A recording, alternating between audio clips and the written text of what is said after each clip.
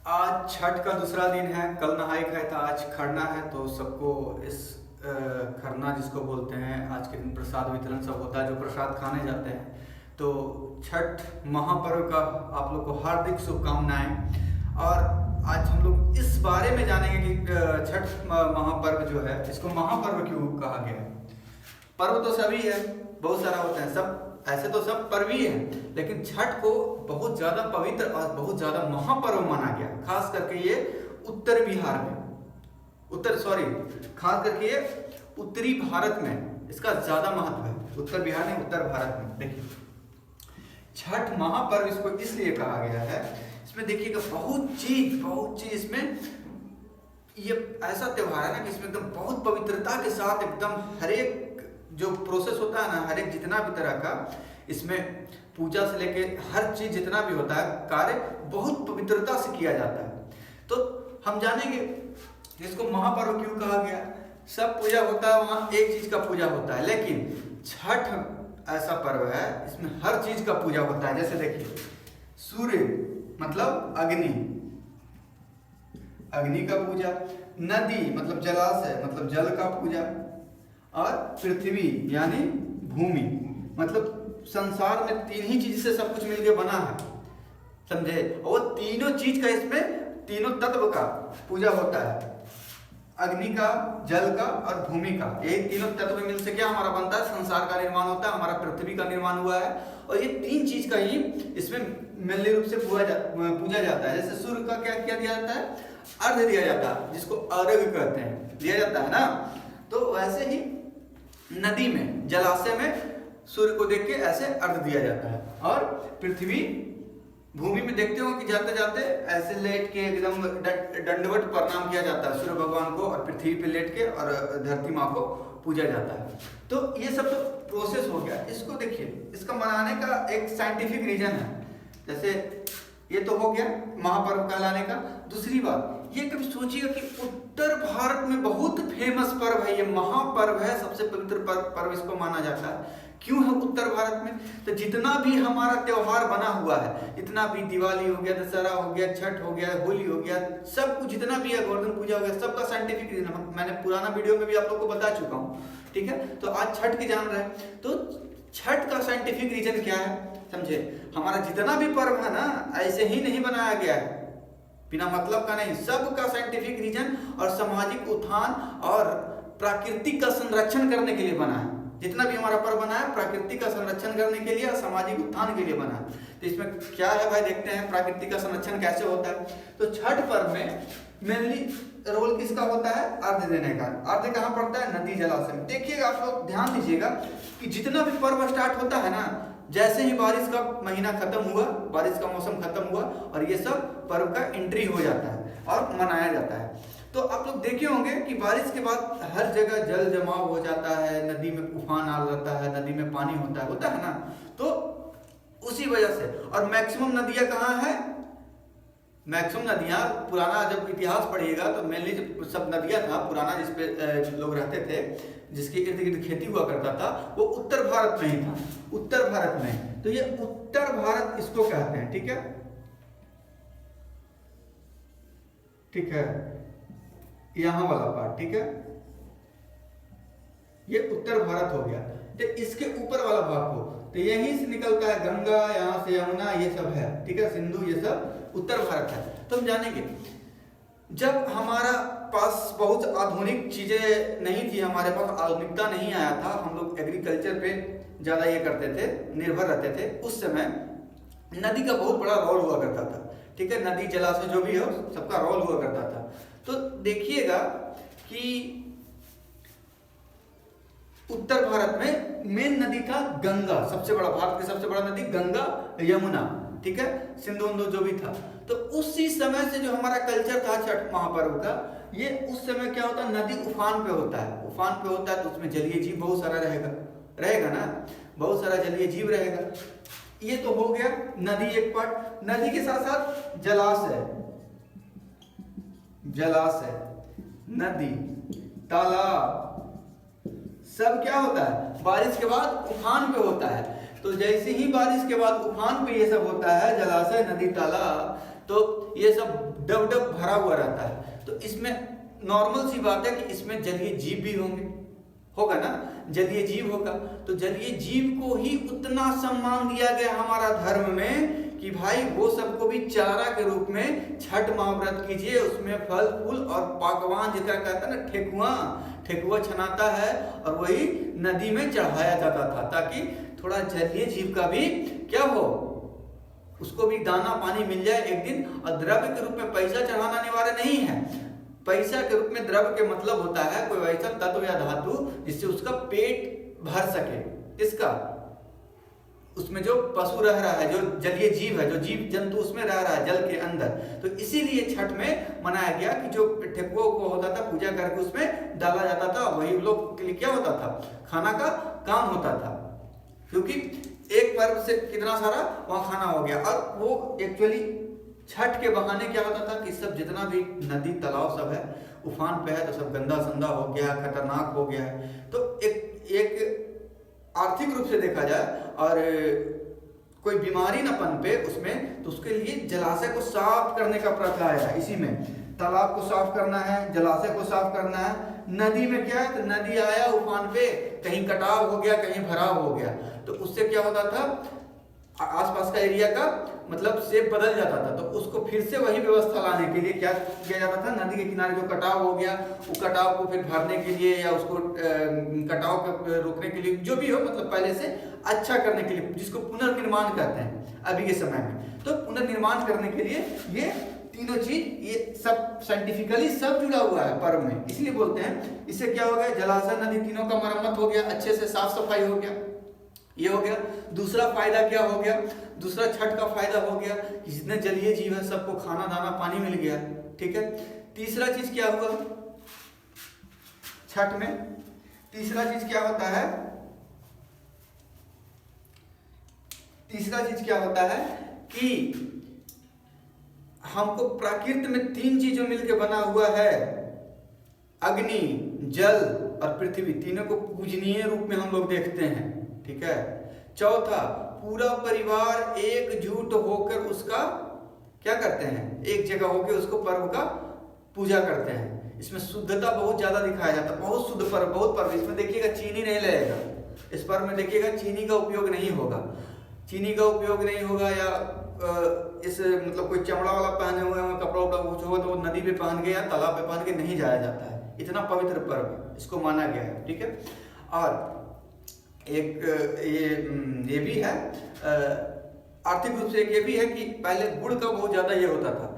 तो गुड़ का जो होता था, तो व्यवसाय में गुड़ का जितना भी अभी के समय में होता था, वो जितना भी बचा हुआ गुड़ है सबका खपत एक समय खीर के रूप में हो जाता था और ये प्रसाद के रूप में बनाने में यूज होता था। कुछ भी वेस्ट नहीं होता था।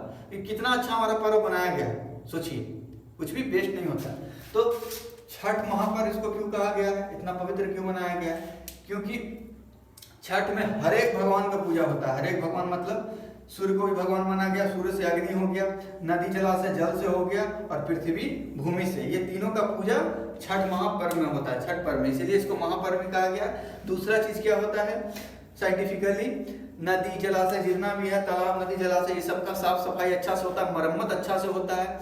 इसमें जितना तरह के गंदगी रहता है उसको साफ किया जाता है। साफ होने से क्या होता है कि उसमें बहुत सारा बैक्टीरिया ये वो जो जलीय जीव को दूषित करके मार सकता है वो मरता नहीं है, वो बच जाता है, उसको जीवन मिल जाता है। और उससे हम लोग को भी फायदा होता है क्या कि बायोस्फीयर जो है उसमें अच्छा रहता है, बना हुआ रहता है सब कुछ, ठीक है। तो ये हो गया जलाशय वाला। तीसरा हो गया कि जो हम लोग पूजा करते हैं तो जलीय जीव जो उसमें होता है उसमें दाना डालते हैं। इतना सारा आदमी दाना डालता है, ये जो क्या होता है ठेकुआ, हाँ ठेकुआ बना के वो डाला जाता है जिससे जलीय जीव का पेट भर सके। समझिए कितना हम लोग सोचिए, कितना छोटा छोटा चीज के बारे में सोचे हैं। इतना अच्छा हम लोग का जो है धार्मिक पर्व है, कितना अच्छा से व्यवस्थित करके बनाया गया, समझे। ये हो गया क्या रीजन, साइंटिफिक और ये दोनों रीजन हो गया। फिर कहा जाता है कि उत्तरी भारत में क्यों मनाया जाता है, तो उत्तर भारत में इसलिए मनाया जाता है तो कि हम बताए थे कि जितना भी हमारा पर्व आता है बारिश होने के बाद आता है, ठीक है, बारिश खत्म होने के बाद आता है। बारिश खत्म होने के बाद जलाशय वलाशय हो गया, बहुत पहले जाइएगा तो हमारे पास पीने के लिए नदी का और जलाशय का ही पानी यूज में आता था, ठीक है। तो सबसे ज्यादा नदी कहाँ है,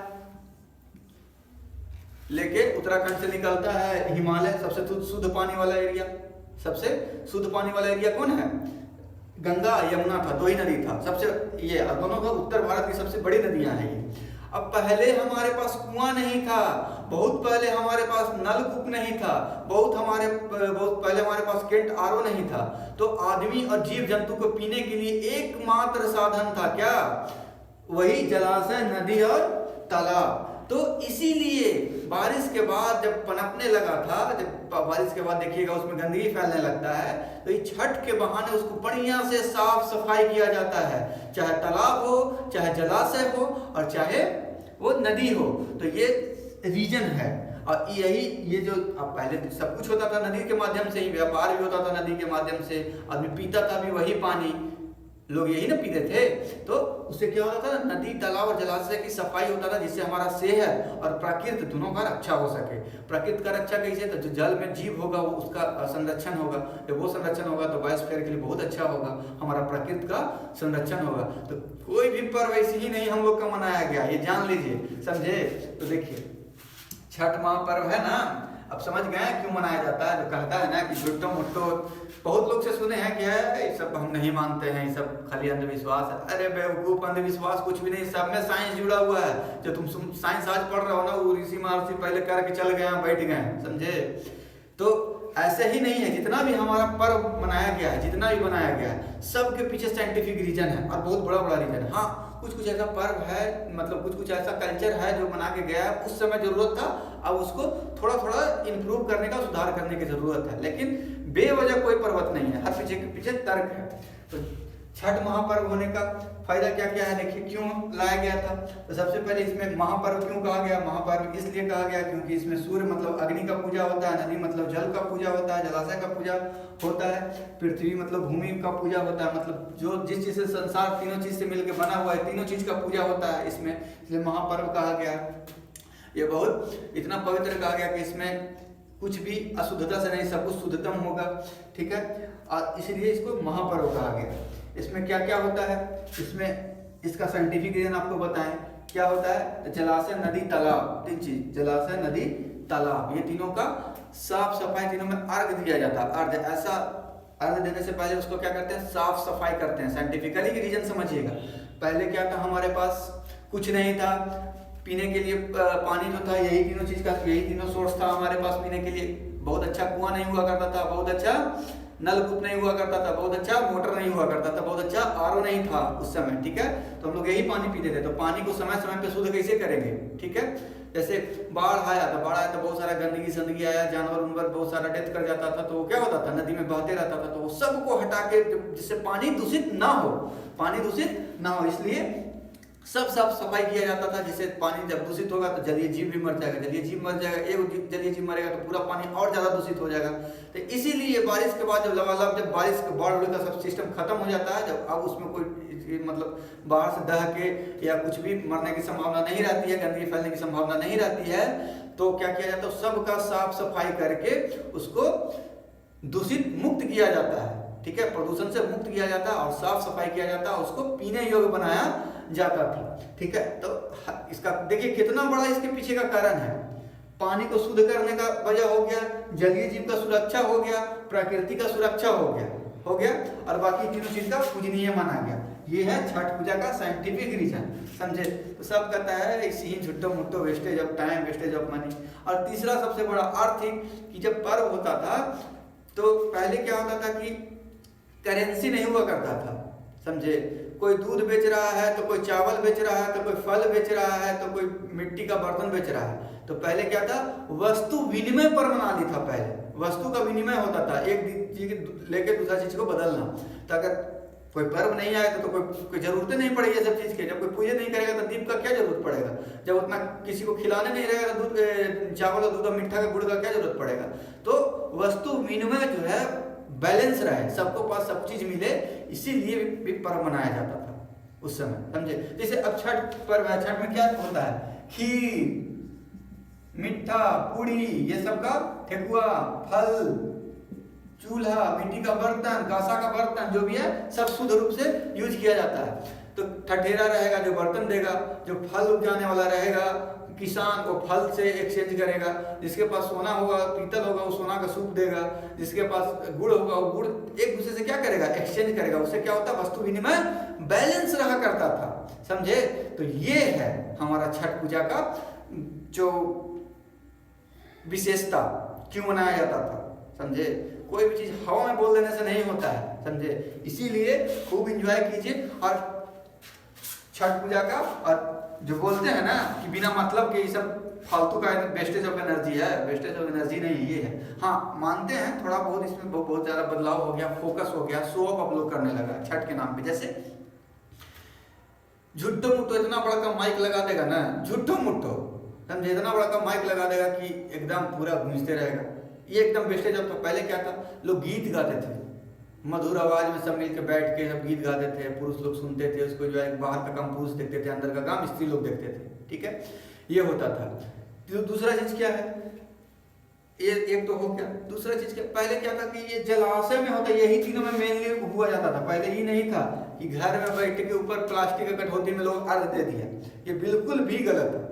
आज फैशन के लोग कर लेते हैं कि मन में एक कहावत है ना कि मन चंगा तो कटौती में गंगा, तो वो उसके लिए होता है जो बहुत ज्यादा मजबूर होता है, ठीक है, जिसके पास कोई व्यवस्था, रेगिस्तान में रह रहा है लेकिन उस श्रद्धा से जुड़ा हुआ है, तो रेगिस्तान में अब कहाँ से नदी आएगा, तो उसके लिए है। लेकिन अब लोग फैशन बना लिया क्या कि मैं अपना बिल्डिंग में ही रहूंगा, अपना छत पे लाया ये कटौती उसी में दे दिया। लेकिन ये बताइए, तो उसी में नहाना भी चाहिए डेली भाई, उसी में सब काम करना चाहिए, तो ये चीज गलत है। अगर आपके शहर में नदी है, आपके शहर में तालाब है, आपके शहर में जलाशय है, तो वहाँ जाइए और वहाँ जाके उसमें पार्टिसिपेट कीजिए अच्छे से। जो विधिवत पूजा होता है वो विधिवत पूजा कीजिए, समझे। तो ये सब फैक्टर है, समझे। तो आजकल के बच्चों को ये सब पता ही नहीं है कि ये सब का रीजन क्या होता है, तो मेनली रीजन यही सब है, समझ गए, ठीक है। और आगे जितना भी पर्व आएगा सब का हम बताएंगे साइंटिफिक रीजन क्या है, कैसे जुड़ा हुआ है हम लोग से, ठीक है।